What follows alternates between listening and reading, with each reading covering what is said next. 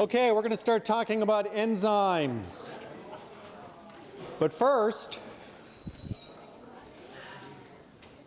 this is the histogram for midterm 2. It's very impressive. One of two things happened. Either you guys did really good, or Gian, Mark, and Stephen got paid off by a large number of you to grade it easily. I don't know which it is, but these are all A's over here. It's only a smaller number of B's and hardly any C's.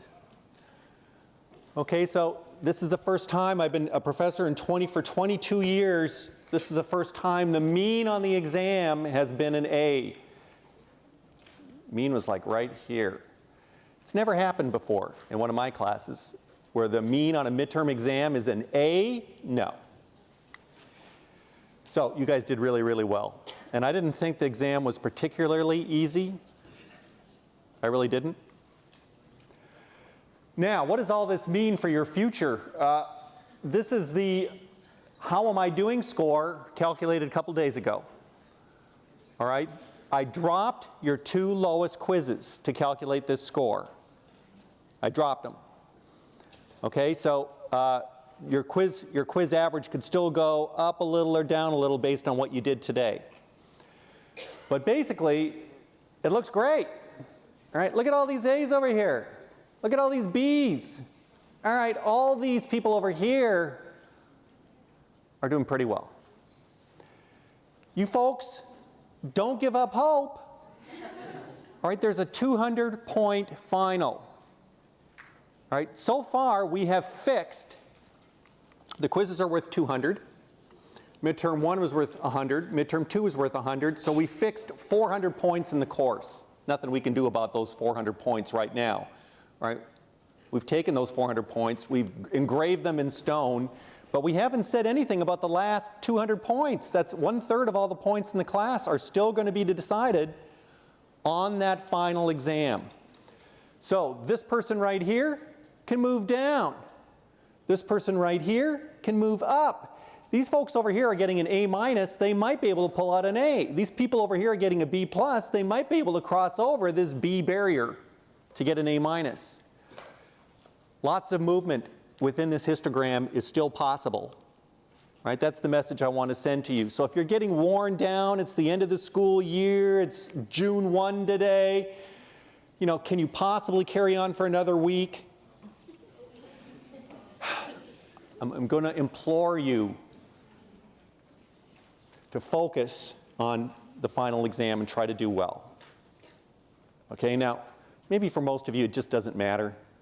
You've gotten into whatever grad school you're going to get into, or professional school, medical school, pharmacy school. You've got a job lined up for the summer. Whatever it is, maybe it doesn't matter to you. And for those of you who are in that situation, do whatever you feel you need to do. I don't blame you. I personally did not work that hard. My spring quarter, my senior year, I didn't really work that hard. But for those of you who care, how many people really care what their grade's going to be in this class, for whatever reason, rational or irrational? All right. So you can still change your grade, everybody who had their hands up. And everybody who didn't too, but. Now, don't take my word for this. All right, I calculated this, and somebody sent me an email today and said, you know, how am I doing score is all messed up, blah, blah, blah. And I went into the spreadsheet and I double checked, and I don't think there's any mistakes in the spreadsheet, but let me show you what I did. I took your 4 highest quiz scores, multiplied by 8, because the quizzes are graded from 1 to 5, so that 4 times 5 is 20, times 8 is 160 quiz points, not including the one we took today, of course. 160 quiz points plus 100 plus 100 is 360, right? That's how I calculated your how am I doing score. Right, so this is the percentage of your total points where each quiz is worth 40 points. Okay? That's all it is. So don't take my word for it. Check your own how am I doing score, because this spreadsheet, I'm only going to add 1 column to it, and then I'm going to calculate your final grade from that. All right, this spreadsheet is your final grade once I add the final exam to that and quiz 7 also. Okay? So it's important that it be exactly right. So if you don't think it's right, come and see me because we need to change the spreadsheet somehow. Maybe a quiz got left out or got the wrong score, whatever it is. All right, it should be self-consistent with everything that's in the grade book already.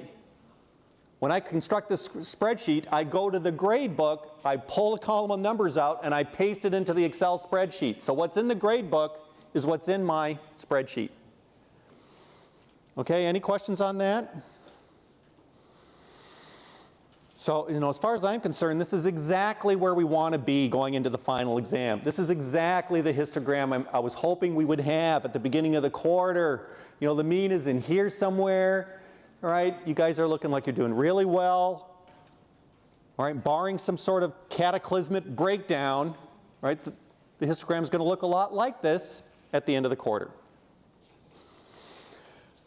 Okay, but that doesn't mean that there won't be a lot of flux going on inside this histogram. There will be. There always is. Right, somebody's going to have a meltdown for reasons that might be out of their control, and someone's just going to have a breakout day, and both of those things are going to happen.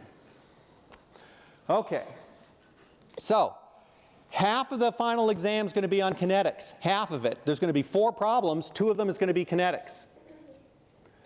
One of them is going to be stat mech, one of them is going to be thermodynamics. All right, that's all we have time for. It's going to be 4 problems, 4 multi-part problems. So I'm going to spell that out next week. I'm going to tell you what those problems are going to be, more or less, like I always do. All right, so you're going to have an excellent idea. But this has always been on the final exam, enzyme kinetics. I just like this subject. I think if you understand enzyme kinetics, you understand some very important, basic chemical kinetics principles. Okay? Now, I know most of you have seen this before. How many of you have seen enzyme kinetics before? Good. All right? The way you really learn stuff is by seeing it more than once. All right? The first time you see it, it sinks in millimeters. And then doesn't go any further until you see it again the second time, and then it seeps in a little further, and eventually it goes all the way to the core of your brainstem. And you understand it at a very deep level. All right? I'm still not at that point myself, but you need to see topics like this more than once. And you'll take away something new, maybe. I'll say it a different way. You'll take away something new even if you've seen it before. Okay, so we're going back talking about unimolecular reactions. You'll recall that I said that most unimolecular reactions are of 2 types. They're either decomposition reactions, you've got a reactant, a bond breaks and it breaks into 2 particles or 3 particles, all right, that's a decomposition reaction, or its configuration changes, so it undergoes an isomerization. All right, those are the 2 most common types of unimolecular reactions. They're both important. We want to understand how they occur, all right, because it's unusual for a unimolecular reaction to just spontaneously happen because there's an activation energy that's required for most reactions. All right, there's an activation energy. In an isomerization reaction, the energy of those 2 states might be the same, but there's an energetic barrier between them, cis and trans, for example. All right, and in a decomposition reaction, usually a bond has to break. That's a lot of energy. Okay, so reactions like this, in general, just don't happen. All right, A just reacts to give products. No, if it worked that way, there wouldn't be any A. All right, A would all react. It'd be gone. All right, you have to take A, concentrate it into a container at some partial pressure so that it can collide with itself, and then this reaction happens. Right, there has to be an energetic collision somewhere. So the Lindmann-Hinshelwood method gives us the most primitive way to think about this. Right? This is not the most advanced mechanism. This is the most primitive unimolecular reaction mechanism. What happens? Basically, A collides with itself. That's the key. that collision is going to impart the energy necessary for this reaction to move forward over this energy barrier. Okay? But after that collision occurs, that's the step right here, why this activated A star can collide with A again and get deactivated. That's this step right here. All right, so we form A star by a collision, but if A star undergoes a second collision, the energy can get transferred. The energy necessary for the reaction could be lost in the second collision. Now, it's a little surprising maybe that that can happen. You'd think the second collision would make it even more energized, and that can happen too. All right? We don't talk about it, but that can happen too. All right? But what matters to us is that some fraction of these collisions are going to deactivate the A star. It's going to go back to A, and that's what this shows right here. And finally, the last thing that can happen is this A star, if it's not deactivated, it can undergo its unimolecular reaction. Here I'm showing a decomposition. All right, but it could also be an isomerization. There could only be one B instead of two here. Okay, so the key is that this A star has enough energy to undergo this reaction. And so we can apply the steady state approximation because A star is an intermediate. If there's an intermediate in the mechanism, you can apply the steady state approximation. If there's no intermediate, you can't apply the steady state approximation, right? There has to be an intermediate in the mechanism in order for the steady state approximation to make any sense. What's at steady state? It's the intermediate, for goodness sakes. Okay, so because A star is an intermediate, we can apply it. So we write an expression for the differential rate expression for A star. Here's the rate at which A star builds up in this reaction right here. Here's the rate at which it decays in this reaction right here, and this reaction right here. And then if we're applying the steady state approximation, we just set that equal to 0. These are just the differential rate expressions also for A and B. And then we can simplify this. We can move all the negative terms on one side, all the positive terms on the other side, set them equal to one another, and then solve for A star. And then finally, we plug the steady state A star concentration into the rate expression for product. Okay? And so A star steady state is here. I'm just going to plug this whole thing in for that. I've got 2K2 from here, and this is just the expression I derive for the steady state concentration of A star. And I'm done. That's my Lindemann-Hinshelwood reaction rate for the reaction. What does it predict? Because these predictions turn out to be very general. We want to understand them. If I make A big, so if I look at this expression, if I just look at it, I can already see there's going to be two limits to think about. All right, how do I know that? By looking at it. There's a plus sign here. Right? In the denominator, there's an addition operation. All right? And so immediately it tells me that if this is huge compared to this, I can neglect this. And I'm going to see one type of kinetics. Conversely, if this is huge compared to this, these A's are going to cancel. Right? I'm going to see completely different kinetics. Right? The key is I look at the expression and I see the addition operation, whether it's in the numerator or the denominator. That tells me that there can be two limiting behaviors that are important in the kinetics. So the first one is, let's say I make A huge, and I blow this term up until K2 is small in comparison. Then this A is going to cancel with this A right here. And so you see, I got rid of one of these A's, and all of these constants then are going to be rolled up into some effective rate constant, and this thing is going to look like it's just a first order reaction in A. It's going to look like a first order reaction at high pressure or high concentrations of A. Now, what does this mean mechanistically? Well, look, if I make A big, what that means is that this deactivation reaction here happens with high efficiency. In other words, I'm creating this energized A star, all right, but if there's a high partial pressure of A, A is going to be colliding into A star. A star is not going to live for very long, and we're going to go back towards de-energized A. The de-energization of A is going to be very efficient. If that's true, it's just like this forward reaction is in rapid equilibrium. This is happening, and then this is happening right away. And then this happens, you generate an A star, but A star reacts, deactivates.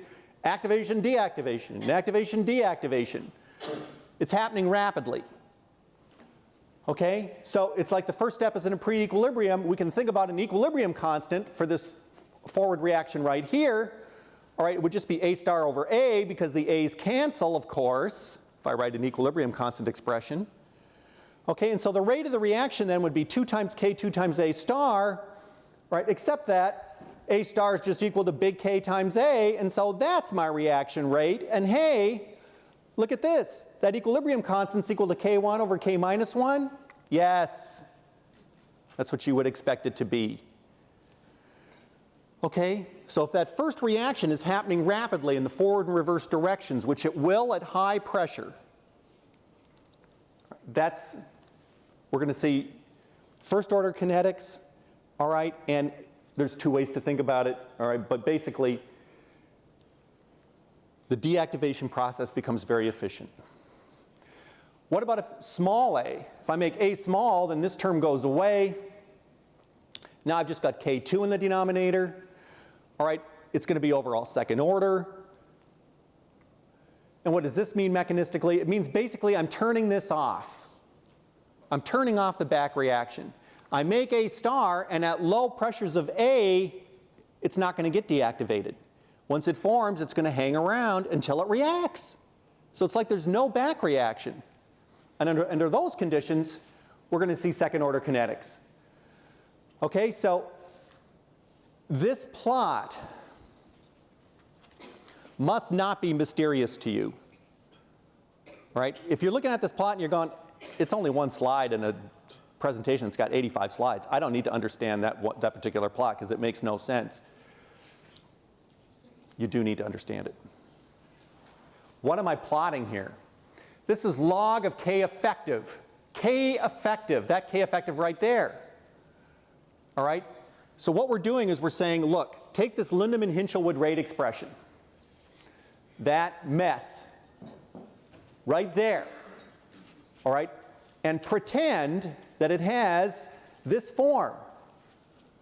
All right? Take one of the A's out, because there's an A squared in the numerator, and roll everything else up into K effective. All right? And that's the K effective that I'm plotting here. All right? We're pretending that the reaction is a first order reaction. So it's the first order rate constant for the Lindemann-Hinshelwood mechanism. And on this axis, I'm plotting the partial pressure of A. Actually, I'm plotting the log of the partial pressure of A. All right, and why do we call it log? Because we want to convey the picture that we're plotting A over a huge range of pressures, right, from very low to very high. That's why we're calling this the log. Okay, and so what we want to notice here is that there's 2 regimes, 2. The first one is one where this is where we've got second order kinetics. Okay, and so K effective is going to be K1 times 2 times A. All right, I think you can see if I plug this in for K effective, I get second order reaction kinetics, right? I get A squared. All right, so here, the rate constant, all right, K effective, depends on A. That's why we're seeing this linear behavior like this. But when we go to high concentrations of A, we get first order kinetics, okay? So we have first order kinetics assumed here already, and so the rest of this is just a bunch of constants. Okay, so what we should see in the lab is we see the reaction act like a second order reaction, and then as we increase the pressure, it rolls over and starts to act like a first order reaction. That's the experimental behavior that we expect to see. It's surprising that that level of complexity exists. We're talking about a reaction that is A goes to products. Full stop. That's the whole reaction. All right, but we still see this complex behavior. We see the apparent reaction rate change, right? The parent mechanism change as we change the pressure of A, even though all that can happen is A reacts to give products. Right? There's still complexity to the behavior that we see in the lab, even though it's the world's simplest reaction, literally. Okay. So we did some more algebra. We can take this Lindemann-Hinshelwood rate, and here's that effective rate constant we were just talking about. Now I've written down what it is. All right, here's what it is mathematically. Okay, and then I can take 1 over that, and I get 2 terms because there's 2 terms in the denominator. So if I put these guys in the numerator, I'm going to have 2 terms corresponding to these 2 guys. There they are. All right, and then the normal way to diagnose whether Lindemann-Hinshelwood applies to the mechanism that you're talking about is to plot this 1 over k effective versus 1 over a. You should get a straight line. Just looking at this mathematics here, you should get a straight line with a slope of 1 over 2k1. Right, and that should be the intercept, so we should see a positive intercept here. All right, and so qualitatively, this blue line is doing what we expect it to do.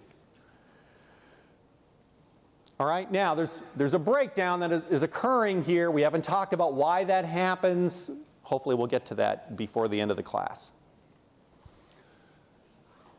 Okay, so now this looks a lot like this. I think you'll agree. All right, we've got a forward reaction and a reverse reaction, forward reaction and a reverse reaction.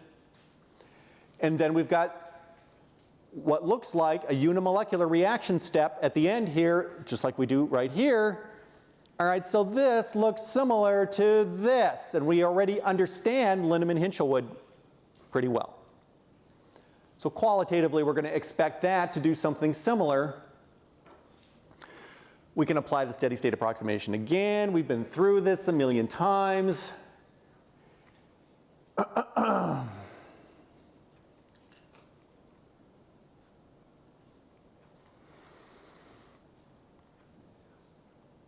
And we're not going to talk specifically about this reaction, but if you do the mathematics, you find out that it behaves exactly the same way as the Lindemann-Hinshelwood mechanism. All right, we're going to zoom through that. And you can look back on these slides and work through those equations if you want to. But basically what we want to do is we want to apply these mathematics now to this reaction. This is the enzyme kinetics that we're trying to get to today. And we're going to look at this carefully. All right, this looks like Lindemann-Hinshelwood. This looks like this. All right, forward reaction and a reverse reaction, a unimolecular last step that's irreversible. All right, this is the classical enzyme kinetics mechanism. So, this is the enzyme. This is the reactant. We call it the substrate in enzyme kinetics. So one of the things that you should understand about enzyme kinetics is that it's been designed to confuse you. We haven't called this the substrate before. We've called it the reactant. All right, but now we're going to, these are both reactants. All right, but what do we call a reactant when it shows up as a product? A catalyst, for gosh sakes. All right, so by golly, that's a catalyst. All right, it's going to react with S to form an enzyme substrate complex. And the reaction occurs in this enzyme substrate complex, and then the product is released. And the enzyme is regenerated at the end of the process. All right, that's the picture. We don't call this guy a product because he started out here. All right, so he's a catalyst. That's what the role of the enzyme is to do. The enzyme is a very efficient biological catalyst. All right, it is this enormous thing. In most cases, it's a giant molecule with a molecular weight of 100,000 or more. All right, and so it's got this really intricate architecture. All right, and its job is to reduce the activation energy of the reaction, which it can do in any of several ways. Hopefully we'll be saying more about that. So schematically, here's the cartoon. If you Google enzyme kinetics and you look at images, you see a lot of cartoons that look like this. All right? Here's the enzyme. This underestimates its relative size, all right? The enzyme is this thing that's 100,000 molecular weight. The substrate can be a tiny molecule, like ethanol or water, all right? All right, it could be a small biological molecule with a molecular weight of 50. Okay, so it's not comparable in size to this, like we're drawing here. All right, it's tiny, it docks in the enzyme. The enzyme, in general, recognizes the substrate molecule and binds it. All right, not any substrate molecule that's swimming around in there, right, even a chemically similar one will not bind to the enzyme. The enzyme has specificity. Thank you, yes, specificity. Okay, so here's this binding process. This is the so-called active site of the enzyme. This cartoon is meant to convey the idea that it's recognizing this green substrate molecule. Now, chemistry happens, all right, a bond between these two things is broken perhaps, all right, and the two products get spit out and the enzyme is regenerated. That's the picture. All right, that's the picture that we want to understand.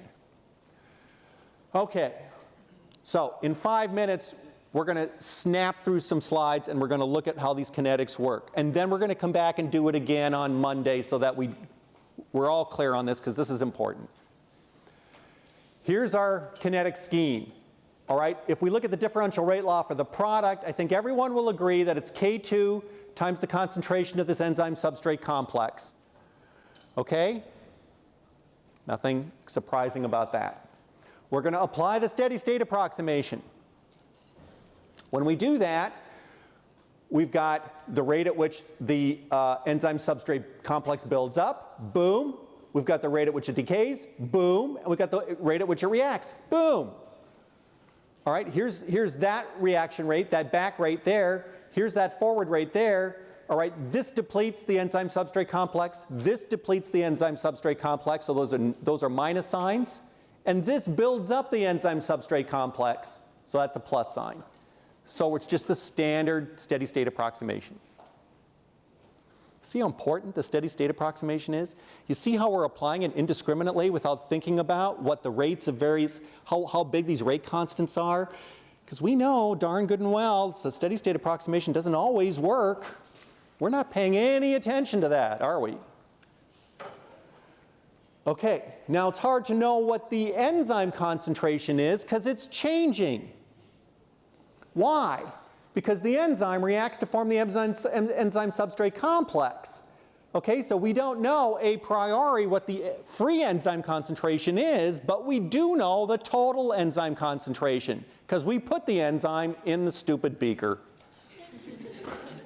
So we know, if there's one thing we know, it's how much enzyme we put into the beaker. Total enzyme. That's E0. All right, that's the amount we put in the beaker. All right, and it can have two forms. There can be free enzyme or enzyme substrate complex. There's no other options for the enzyme. In this simplest picture, we'll talk about complexities later. All right, so the enzyme can be in two states, free or bound by substrate.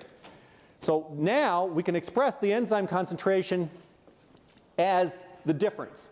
All right, this is the total enzyme concentration. This is the amount of it that's bound as the substrate, bound to the substrate. Okay, so then I can just plug that in for enzyme. All right, I'm just going to plug that expression in for E here. Boom. Okay, and then when I distribute that across this K1, I'm going to get 4 different terms, 3 of them negative and 1 of them positive. And then I'm just moving that positive term over, so I'm putting all the negative ones on one side, the positive one on the other side, and then I'm solving for the enzyme substrate complex. Boom. All right, there's the expression that I get if I just solve for ES in this expression right here. Turns out to be pretty easy to do. All right, don't forget that we're talking about the steady state enzyme substrate complex concentration. All right, this is not a totally general expression. It applies to the steady state approximation. Okay? So, earlier we said this is the rate of the reaction, right? This is the rate of that last step, enzyme substrate complex times K2. So now I can just plug that in for that. Boom. That's the rate of the reaction. And finally, we're going to divide the numerator and the denominator both by K1. All right, when I do that, I'm going to lose K1 here. All right, I'm going to lose K1 here, and I'm going to put K1 under these guys. Boom, there he is. Now he's gone from there, and he's gone from there, and that's the Michaelis-Menten equation, the most important equation in enzyme kinetics. So we just derived it. It's pretty easy. This mess here is called the Michaelis constant. We'll have more to say about that on Monday. But, all right. See you on Monday.